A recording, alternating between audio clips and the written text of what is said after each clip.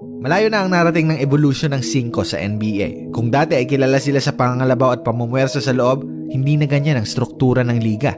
Ngayon may tres, dissenting ball handling at playmaking na ang mga elite na sentro sa NBA. Guys like Jokic and Embiid, they can dominate inside and outside and control the ball na parang mga gwardya.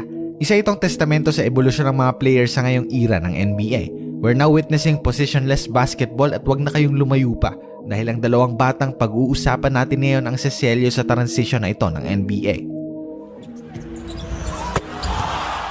Una, Victor Wembanyama, ang ngayong pinaka-pinag-uusapang player sa NBA. The future of the league, sabi pa nga ng iba. Listed at 7'4", 230 pounds, madali lang para kay Wemby na pagharian ng shaded lane. Ginawa itong pugad ng higanting ito na kahit sinong magtangkang pumasok, masusupalpal at mabubutata. Averaging 3.4 blocks a game, he makes everyone question kung i-challenge nila ang depensang nakaangkla sa kanya.